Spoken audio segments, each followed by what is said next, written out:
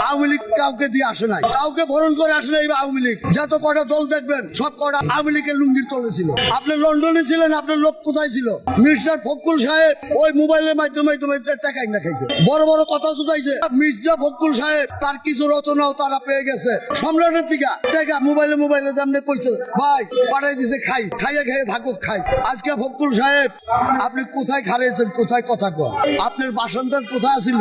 আওয়ামী লীগের লুঙ্গির তলে। আর তারেক রহমান লুঙ্গির থেকে সাইড হয়ে গেছিল, কিন্তু ভাই বলেছিল কি আওয়ামী লীগের এই যে পদ্মা সেতু বলে করছে আর মা কয়, শেখ হাসিনারও তো মা কইছে। শেখ হাসিনার মা কয় নাই, কেমনে কয় নাই? খালা মানে কি তার মা। তাই এখনো সময় আছে, সন্তান যতই অন্যায় করুক মার কাছে ধরা।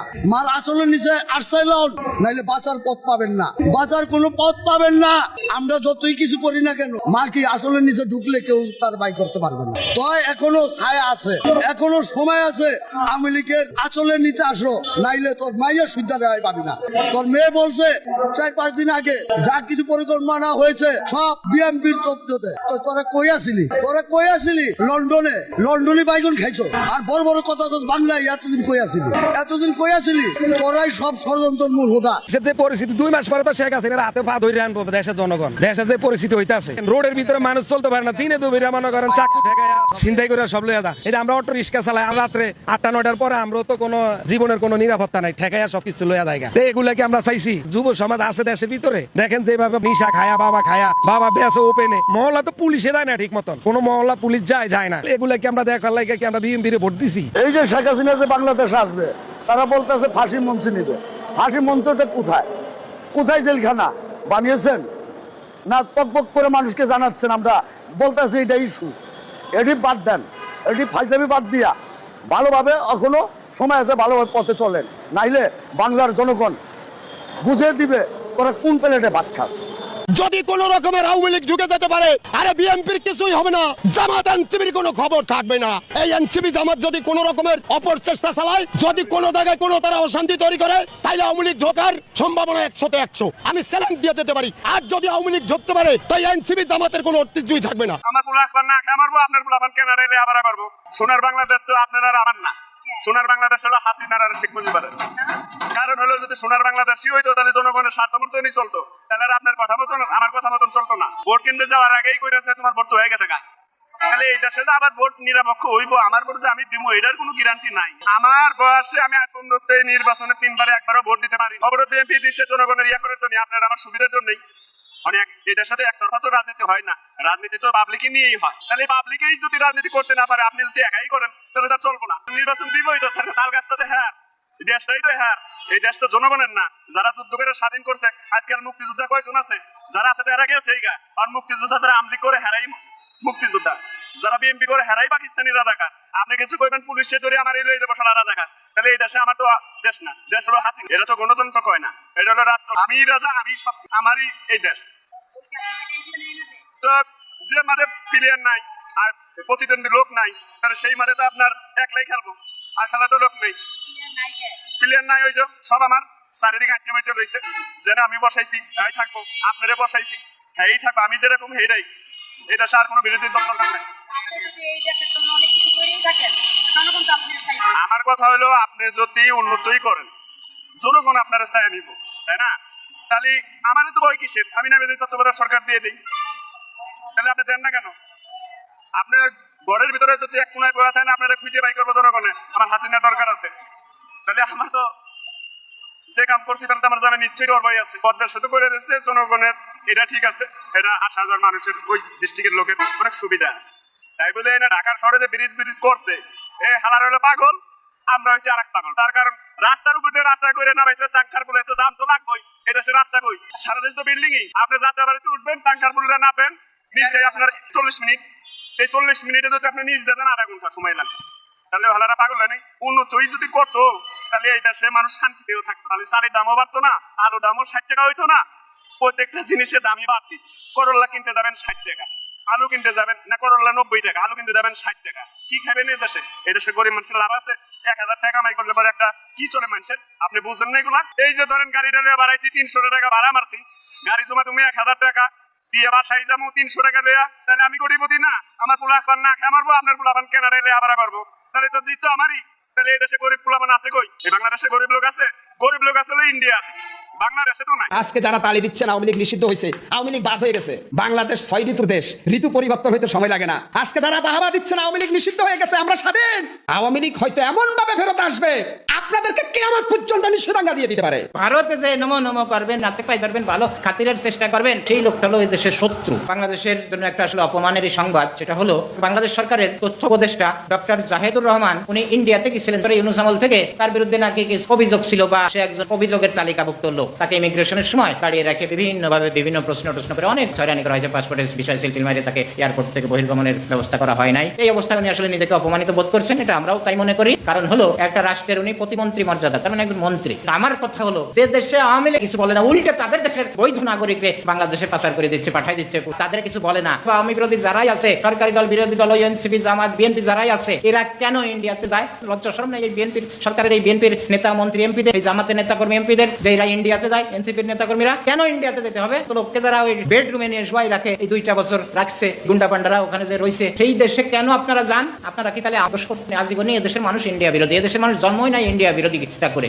আমাদের এই পৃথিবীতে 206টা দেশের মধ্যে সবচেয়ে বড় শত্রু হলো আমাদের ইন্ডিয়া। অনেকে বলে ইন্ডিয়া আমাদের বন্ধু, ওরা হলো বেজন্মা। ইন্ডিয়া হলো আমাদের সবচেয়ে বড় শত্রু। তারা আমাদেরকে 47 সালে ভাগ হয়েছে দ্বিজাতি তত্ত্বের ভিত্তিতে। ওই জাতিটা আমাদের এই জাতিকে ভালো দেখতে পারে না। 71 মাঝখানে ওই শত্রুকে বা ভিন্ন জাতিকে ধ্বংস করার জন্য একটু মায়া কান্না দেখাইছিল। ওটা আসলে উপরে উপরে, ভিতরে ভিতরে বা মনে মনে না, ওটা আসলে অন্তরের না। ওই পক্ষ দেখানো, বন্ধু দেখানো, ওটা হলো শত্রু আমাদেরকে আরো শেষ করার জন্য। সেটা করে তারা সাকসেস হয়েছে। এদেশের সবচেয়ে বড় শত্রু হলো ইন্ডিয়া। তাদের ওখানে কেন যায়? আমার কথা যে ইন্ডিয়ার সাথে কোনো যোগাযোগই রাখা যাবে না। সেখানে কেন সরকারের মন্ত্রী এমপিরা ইন্ডিয়াতে যায়? কোন কারণে যাইতে হবে? ইউনূস সরকার দেখাইতেছে না যে ওদের সাথে সম্পর্ক না রাখেও চলা যায়? 1.5 বছর এসে দেখাইছে না? কেন তাদের সাথে আবার নতুন করে সম্পর্ক করতে হবে? এই দেশে মানুষ একটু দেখাইতেছে যে সবচেয়ে বড় শত্রুকে আমি চিনি এবং তাদের সাথে আমি কোনো সম্পর্কই রাখিনি, আমি ভালোভাবেই চলছি। অনেক বলে 3 পাশে ইন্ডিয়া, তাতে কি হয়েছে? যে দেশের মতো জায়গায় মংলা বন্দর এবং চট্টগ্রাম বন্দর আছে, সেই দেশের কোনোদিন প্রতিবেশী লাগে না। সেই দেশের আন্তর্জাতিক ব্যবসা বাণিজ্য চলাফেরা সব এই মংলা আর চট্টগ্রাম দিয়েই সম্ভব। ওই দেশের কোনো প্রতিবেশীর দরকার নেই, প্রতিবেশীর সাথে সম্পর্কের দরকার নেই, আরো ভালো চলা যায় যেটা হয়ে গেছে। তারা আমাদের সবচেয়ে বড় শত্রু।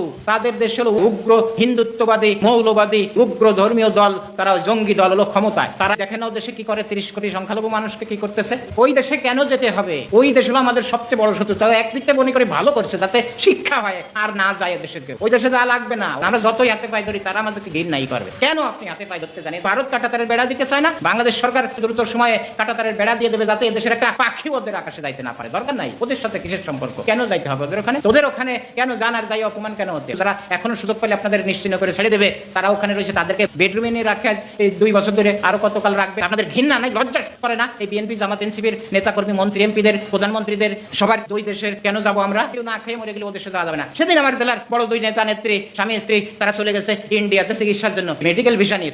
লজ্জা শরম থাকা উচিত। বিএনপির নেতা কর্মীরা কেন ইন্ডিয়াতে যাবে? এদেশের যদি চিকিৎসা না থাকে, চিকিৎসা না করে যদি মারাও যায় এদেশের কোনো মানুষ, তবুও আমি মনে করি এদেশের বিএনপি, জামাত, এনসিপির কোনো মানুষ কোনোদিনও ইন্ডিয়ায় যাইতে পারে না চিকিৎসার জন্য। এদেশের চিকিৎসা ব্যবস্থা অনেক ভালো আছে, সেটাই করতে হবে। যদি নাও থাকে এদেশের চিকিৎসা না নিয়ে যদি মারাও যায় কোনো, আমি মনে করি তার ইন্ডিয়ায় যাওয়া উচিত না চিকিৎসার জন্য। এদেশের সমস্ত ইন্ডিয়ার চিকিৎসা ভিসা বন্ধ করে দিতে হবে, ভ্রমণ ভিসা বন্ধ করে দিতে হবে। এরকম বদমাইশ প্রতিবেশী আমাদের লাগবে না। কেন গেছেন আপনি? কেন গেছেন ডাক্তার জাহেদ সাহেব, তথ্য উপদেষ্টা সাহেব? কোনো দরকার আছে? ওদের সাথে যারা সম্পর্ক রাখতে চায়, আমি মনে করি এরা মস্তিষ্ক বিকৃত মানুষ। আপনারা মস্তিষ্ক বিকৃত, আপনাদের মানসিক চিকিৎসা দরকার। আমরা যদি মরেও যাই তাও ওদের সাথে যাবো না, তাও আমাদের একটা গর্ব থাকবে, আমাদের একটা সক্রিয়তা থাকবে, আমাদের একটা মান সম্মান ইজ্জত থাকবে, সেটা প্রমাণ হবে। মাননীয় প্রধানমন্ত্রীকে বলি, এই সরকারকে বলি, এই দেশের সকল জনগণকে বলি, আপনারা একটা মানুষ ইন্ডিয়াতে কোনো চিকিৎসার জন্য যাবেন না, কোনো কাজে যাবেন না, কোনো কিছু দরকার নেই। ব্যবসা বাণিজ্য অন্যদের সাথে করেন, এটা তো প্রমাণ করে গেছে ইউনূস 1.5 বছরে। তোদের না হলে আমরা চলতে পারি। ওদেরকে বয়কট করে যদি চলা যায়, তাহলে এই বাংলাদেশি জাতি 20 কোটি মানুষ শান্তিতে থাকতে পারবে। আর ওদের সাথে নমো নমো করে যদি কেউ চলতে চায়, তার পরিণতি আসলে খুব খারাপ হবে। এদেশের মানুষ যখন ভারত বিরোধী হবে, বুঝবেন যে দেশের সে প্রকৃত এই বাংলাদেশ প্রেমিক একজন মানুষ, এই দেশটাকে সে ভালোবাসে, সে দেশপ্রেমিক একজন মানুষ। আর যে ওই ভারতে যে নমো নমো করবেন, নাতে পাই ধরবেন, ভালো খাতিরের চেষ্টা করবেন, বুঝবো যে সেই লোকটা হলো এই দেশের শত্রু। ভারতীয় অন্য দেশে যান, ওই চীন যান, ওই আমেরিকা যান, ওই ইউরোপে যান, তাও শান্তি পাবেন। কিন্তু ওই দেশটাই যায় না, ওই দেশটা গেলে এইভাবে অপমানই হবেন। আর ওই দেশটাকে শত্রু হিসেবে চিনেন, শত্রু হিসেবে চিনে এদেশের যে আপনি দেশপ্রেমিক সেটা প্রমাণ করেন। তাহলে এদেশের মানুষ আপনাদেরকে ভালোভাবে ভালো জানবে এবং সারা জীবন আপনাদের শ্রদ্ধার সাথে স্মরণ করবে। এটা চোরের দেশ, কি যে এটা স্বাধীন দেশ। এটা আমি আপনার যত ভাষাই বুঝাই, কিন্তু আপনি বুঝবেন না আমার ব্যাপারটা। আমার বউ বলবেন, আমার ছেলে সত্যি রিজিকটা লয়ে গেছে করা, আমার দুঃখ কষ্ট লাগে। আর ভাই বোন মাইয়াটা আমি স্কুলে যাওয়া বন্ধ করে দিচ্ছি এই চোরের কারণে। 5 আগস্টের স্বাধীনতার মূল্য আমরা এইভাবে পাইতেছি। আগে জায়গায় জায়গায় যেরকম আমরা গাড়ি লয়ে গেলে ড্রাইভারের প্রশ্ন করা হইতো, পুলিশ যাত্রীদের প্রশ্ন করা হইতো কই জায়গাতে আইছেন কই যাইতেছেন। এখন পুলিশ এতিমের মতো খাড়া থাকে, কিন্তু সাধারণ যে জনগণ গাড়ি ড্রাইভার যে চালায় যাইতেছে এর কি ভেলকামি দিব কি দিব না, এর সাথে কিছু আছে কি নাই। আমার অটোটাই গত সোমবার দিন লয়ে গেছে। পুলিশ যদি জায়গায় জায়গায় চেক দিত, জায়গায় জায়গায় জিজ্ঞাসাবাদ হইতো, তাহলে চোররা ধরাইতো। এখন বুক খুলে স্বাধীন রাষ্ট্র পায় স্বাধীন বেলে চুরি করতেছে। স্বাধীনতার ফল পাইতেছি আমরা এই বেলে 5 বছর চলতে থাকলে এই দেশের গরিব ভাত খায় বাঁচতে পারবো না, না খায় মরে যাবে এমনি।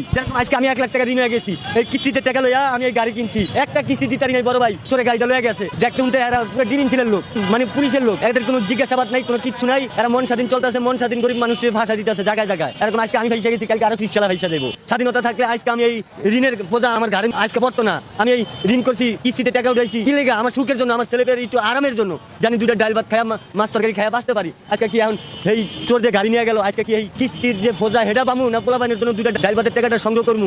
সবসময় ভয় কাজ করে। এই যাও 500-700 মিলাইছি, এই যে বড় ভাই 200 মিলাইছি, যাইতে যাইতে রাতের 12টা বাজে যাবো, 500 টাকা জমা, আর নিজের 500-700 টাকা মিলাইতে রাতের 12টা বাজে যাবো। ঘরে যাইতে যাইতে রাতের আমার একটা, এই যে 1 ঘন্টা গাড়িটা চার্জ দিয়ে যখন রাতের গভীর রাতে আমি ঘরে যাবো, আমার ভিতরে ভয় কাজ করে। এই নিয়ে আমার কেউ ছিনতাইবাজি ধরলো, এই নিয়ে আমার পকেট মারি ধরলো, এই জিনিসটা সবসময় ভাই বড় ভাই ভিতরে ভয় কাজ করে। এটা আমি আপনার যত ভাষাই বুঝাই, কিন্তু আপনি বুঝবেন না আমার ব্যথাটা। আমার বউ বলা মানে আমার ছেলের সাথে রিজিকটা লয়ে গেছে করা, আমার খুব কষ্ট লাগে। আমি কি এখন এই কিস্তিওয়ালা কি সেটা মানবো? কখনোই মানবো না। কিস্তিওয়ালা কিস্তি টাকা দাও আর গাড়িওয়ালার গাড়ি জমা দাও, এই দুধটা দিয়া তারপরে নিজের 500 টাকা মিলাইতে পারো ভাই। রাতের 12টা 1টা বাজে জায়গা অনেক সময় মিলে, অনেক সময় মিলে না, কিন্তু ওই 2টা টাকা নাম যতক্ষণ না মিলবো ততক্ষণ এই গাড়ি বন্ধ হইব না, এই গাড়ি চলবো।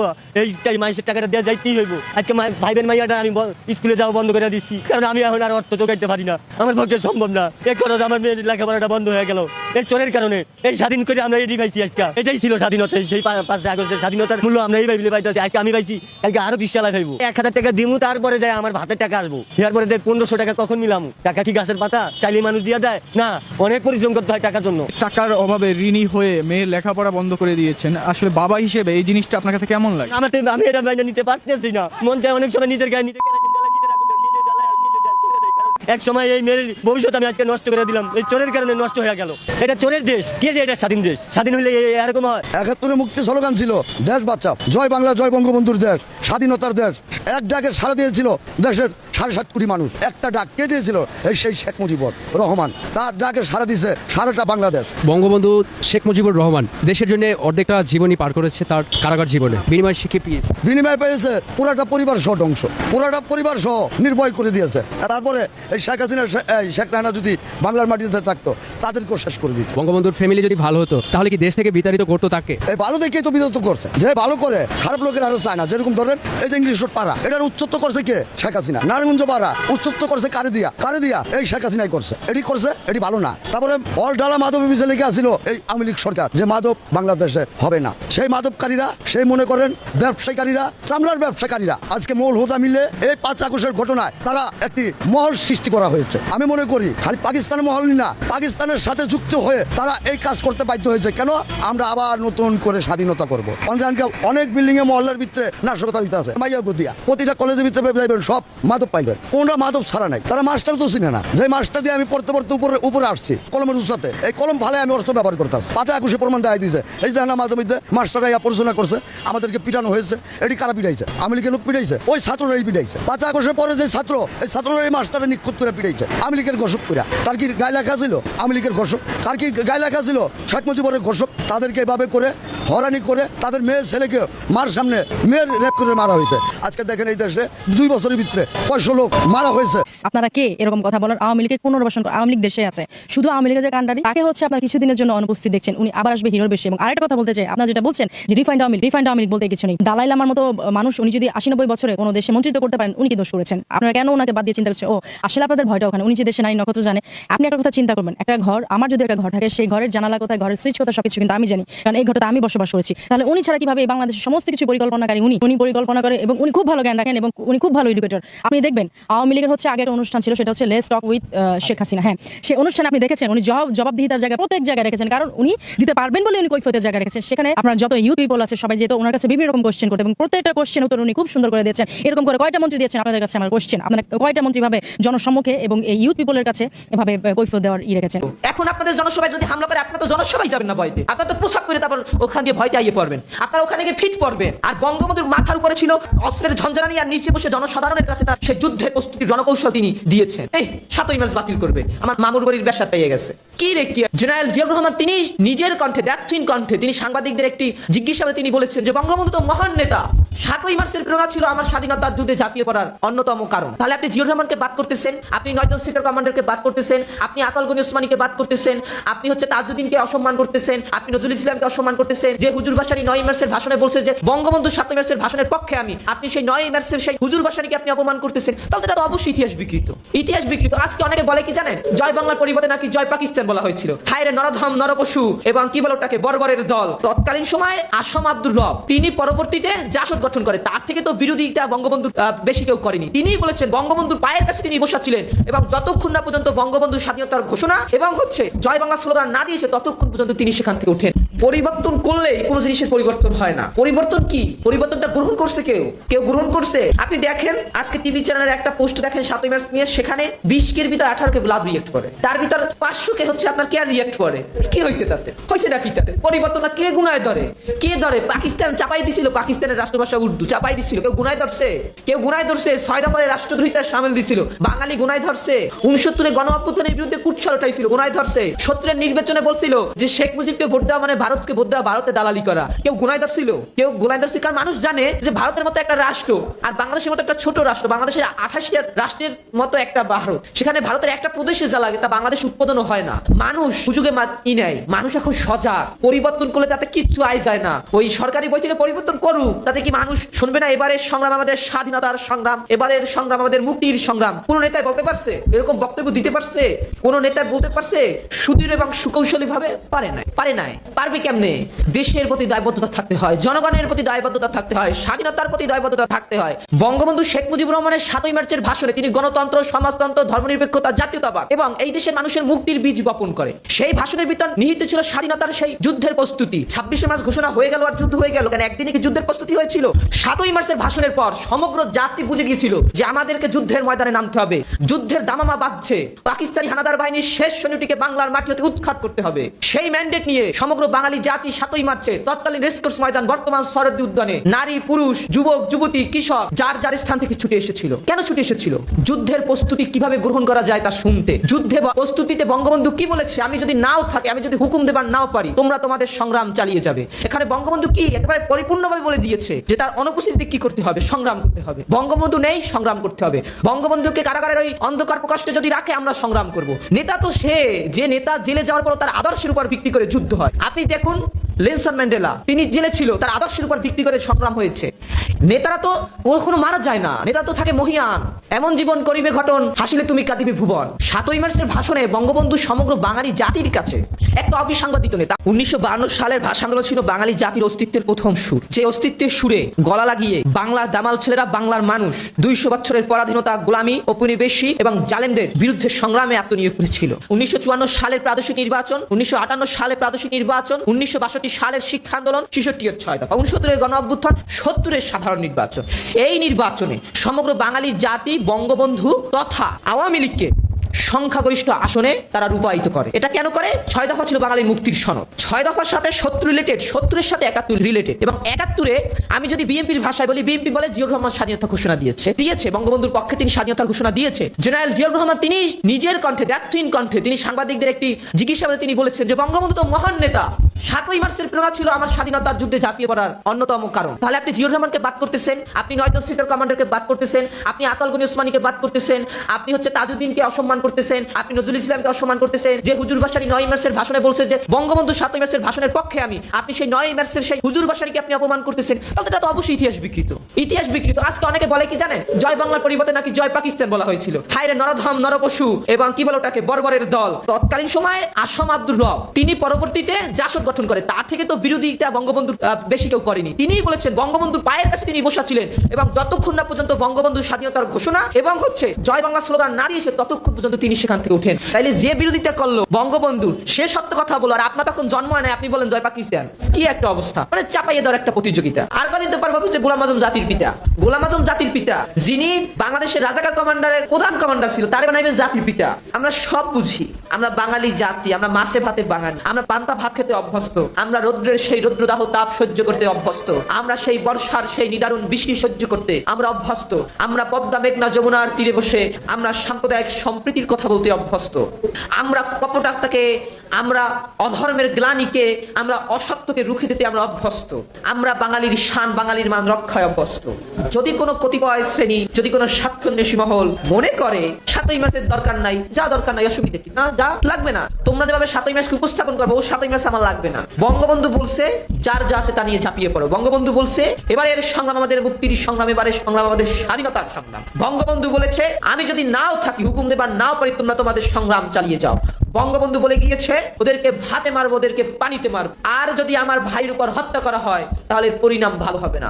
বঙ্গবন্ধু বলেছে সৈন্যবাহিনী সুন্দর ব্যারাকে, সৈন্যবাহিনী সুন্দর রাজপথে না, কারণ গণতান্ত্রিক দেশে গণতন্ত্র চর্চা মানুষ করবে। আপনি সৈন্যবাহিনীকে মাঠে নামিয়ে আপনি মানুষের ভোটাধিকার, মানুষের অধিকার, মানুষের মানবাধিকার, মানুষের পলিটিক্যাল রাইট, মানুষের সিভিল রাইট, মানুষের ফান্ডামেন্টাল রাইটকে আপনি নষ্ট করবেন, তা তো হবে না। এটা বঙ্গবন্ধু শিখিয়ে গিয়েছে কিভাবে সংগ্রাম করতে হয়। মানুষ সংগ্রাম করেছে, এটাই যথার্থ। বঙ্গবন্ধুকে বঙ্গবন্ধু উপাধি দিয়েছিল বাংলার মানুষ খুশিতে, ভয় পায় দেয় নাই। কারণ বঙ্গবন্ধু 7ই মার্চের ভাষণে তিনি জালেমদের বিরুদ্ধে, পাকিস্তানের বিরুদ্ধে যেভাবে কথা বলেছে, পারলে দেখুক একটা লোক যে সকল কথা বলেছে। কেন পারে না? তখন কত নেতা ছিল বাংলাদেশে, কেন তখন তারা পাকিস্তানের বিরুদ্ধে তারা কথা বলে নাই? 7ই মার্চের সেই রেসকোর্স ময়দানে তখন পাকিস্তান হামলা করার জন্য পরিকল্পনা করেছিল। এখন আপনাদের জনসভায় যদি হামলা করে, আপনার তো জনসভায় যাবেন না ভয়তে, আপনার তো পোশাক করে তারপর ওখান দিয়ে ভয়তে আইয়ে পড়বেন, আপনার ওখানে গিয়ে ফিট পড়বেন। আর বঙ্গবন্ধুর মাথার উপরে ছিল অস্ত্রের ঝঞ্ঝানি, আর নিচে বসে জনসাধারণের কাছে তার সেই যুদ্ধের প্রস্তুতির রণকৌশল তিনি দিয়েছেন। এই 7ই মার্চ বাতিল করবে, আমার মামুর বাড়ির বেসাত পেয়ে গেছে। কি রে, কি একটা অবস্থা, হায় রে হায়। আপনারা কি চাচ্ছেন? আপনারা একা থাকবেন, আমরা মরে যাই, তাহলে বিষ দেন, হোয়াটসঅ্যাপ পানিতে বিষ দেন, আমরা খেয়ে সবাই মরে যাই, তাহলে তো মুক্তিযুদ্ধকে পারবে না তো অমীমাংস তো বলতে। সেই 71 থেকে আপনাদের মানে কার্য পরিচালনা হচ্ছে এখন পর্যন্ত, আপনারা সে কথাই বলে যাচ্ছেন যে মুক্তিযুদ্ধ বলতে কিছু নেই। মুক্তিযুদ্ধ বলতে কিছু না হলে এই দেশের যে ভৌগোলিক সীমারেখা কিভাবে এভাবে মানে সুরক্ষিত আছে, আপনি আমার এই কথার উত্তর দেন। চাইলে বঙ্গবন্ধু ধ্বংস হবে না, যার যে আপনার রাজনীতির ইতিহাস 24 কয় হাসিনা রে যাইয়া দিল্লি যাইয়া পাই দরগানি, আগে গ্যাস হলো 1400 টাকা, ওখানে গ্যাস 2200 টাকা, আমরা ভাত পাই না, গ্যাস পাই না, তেল পাই না, এমন পর্যায়ে যাবে হাসিনা রে দিল্লি যাইয়া পাই দরগানা লাগবে। আমাদের দুঃখের জীবন ভাইটা যায় এখন, আমাদের দুঃখের জীবন ভারে এখন। আমরা আগের সরকার চাই, আমরা আগের সরকার চাই, আর নাই তো আমরা জীবন দিব, আমরা রাস্তায় নামবো। 1 বছরের বিজ্ঞাপন দেখছি, একবারে লুট করে শেষ করছে সব। এখন আমাকে আগের সরকারই ভালো, আমাকে আগের সরকার ছাড়া আর কোনো সরকারের দরকার না। আমরা আগের সরকার অনেক ভালো, অনেক সুখে ছিলাম আমরা।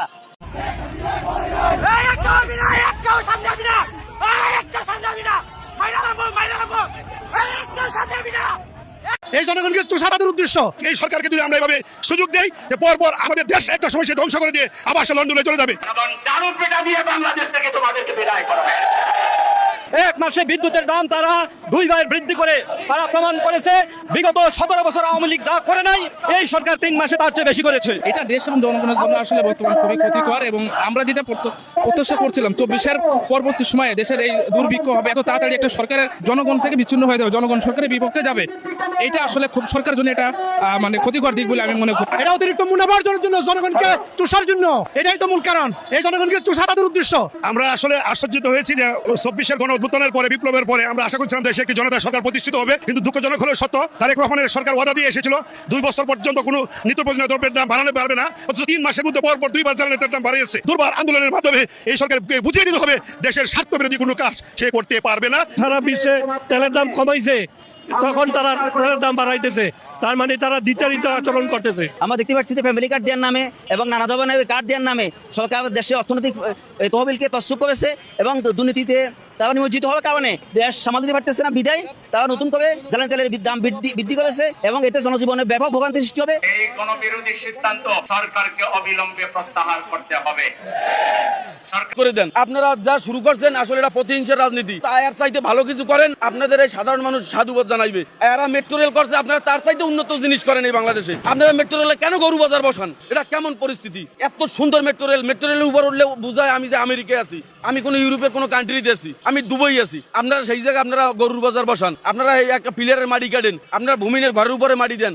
1970 সালে আপনারা আমাকে এই দেশ ছিল একটা পূর্ব পাকিস্তান। 1971 সালে যখন মুক্তির ডাক দেয় বঙ্গবন্ধু 7ই মার্চে রেসকোর্স ময়দানে ওই আপনার সে ভাষণ দিয়েছে, আমি যদি হুকুম দিতে পারি বা নাও পারি, তোমরা যা কিছু আছে নিয়ে তোমরা ঝাঁপাই পড়বা। কার বিরুদ্ধে? ওই পশ্চিম পাকিস্তানের বিরুদ্ধে। তখন উনি কথাটা বলছে যে আসলে উনি অ্যারেস্ট হবে এবং ওনারে মারিয়ে ফেলাই এরকম কিছু হইতে পারে, তাই উনি যদি হুকুম নাও দিতে পারে এই বাঙালিরে বলছে তোমরা যুদ্ধের জন্য পরিস্থিতি নিয়ে রাখো, আমি হুকুম দিতে পারি বা নাও পারি, তোমরা যুদ্ধে ঝাঁপাই পারবা, যে যেখানে আছো, যে অবস্থানে আছো। যেই স্লোগান দিয়া 71 সালে যুদ্ধ হইলো, এই স্লোগানটা আমি একজন মুক্তিযোদ্ধার কাছে বলছি যে এই স্লোগানটা আপনি একটু দেন, কিন্তু সে এই স্লোগানটা দিতে ব্যর্থ হয়েছে। সে বলে আমার দলের নির্দেশ, আমার এই স্লোগানটা দেওয়া যাইবে না। কেন? ওই 71 সালে তো কোনো দল ছিল না, আপনার কোনো বিএনপি ছিল না, অন্য কোনো দল ছিল না, ছিল তো শুধু সাধারণ মানুষ। পূর্ব পাকিস্তানের যারা বাঙালি ছিল তারা আপনার যখন এই স্লোগানটা দিয়ে যখন আপনার মাঠে নামলো, তাহলে সেই স্লোগানটা আপনার আজকে এই জায়গায় এই মুহূর্তে দিতে আপনার ব্যর্থ কেন? আপনার কেমন মুক্তিযোদ্ধা? কেন জয় বাংলা জয় বঙ্গবন্ধু বললে আপনার যে স্লোগান দিয়েছে, আপনার দলে এই স্লোগান দিলে আপনার এই পোস্ট পজিশনে রাখবে না, বা আপনারা এখানে বড় লিডার হইতে পারবেন না।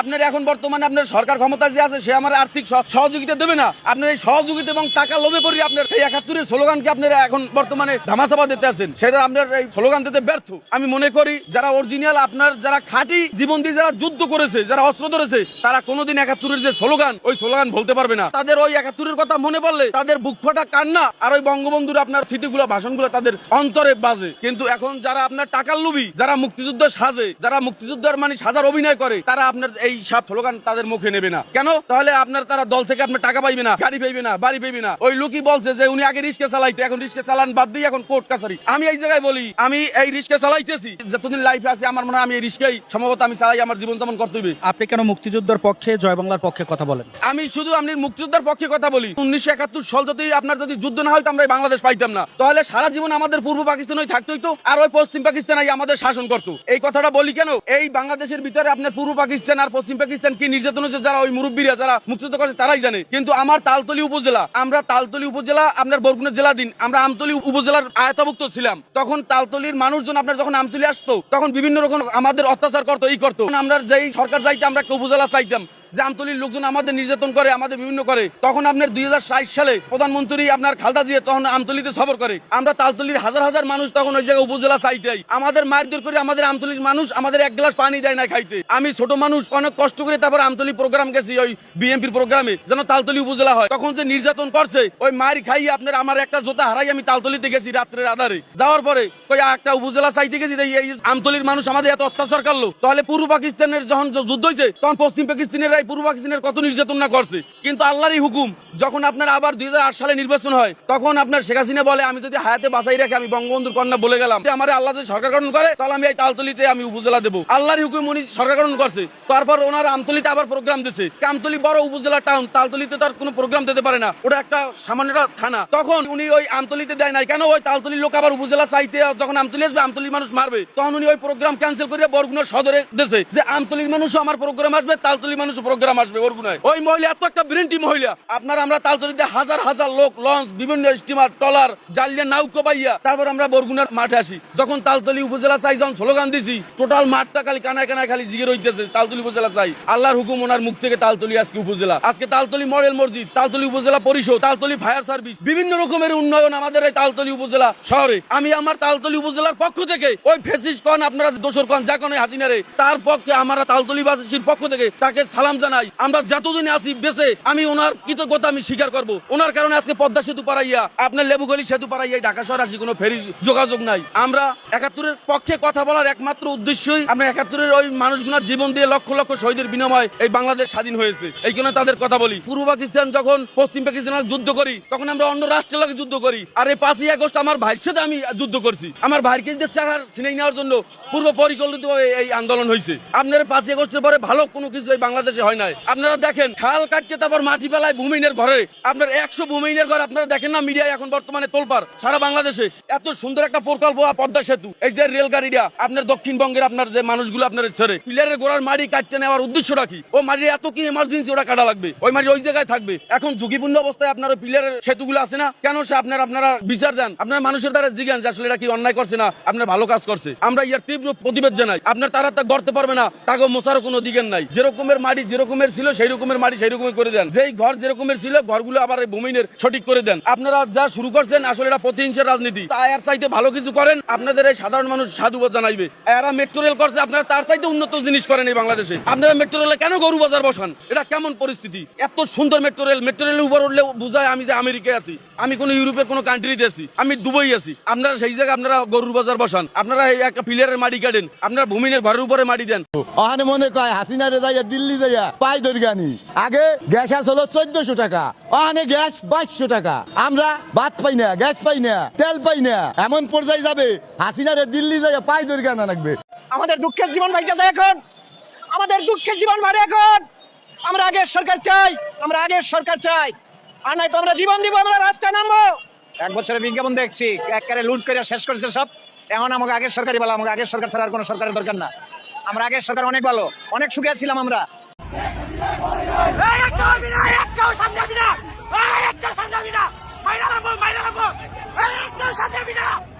এই জনগণকে চুষাবাদের উদ্দেশ্য এই সরকারকে যদি আমরা এভাবে সুযোগ দেই যে পরপর আমাদের দেশ একটা সময় সে ধ্বংস করে দিয়ে আবার সে লন্ডনে চলে যাবে।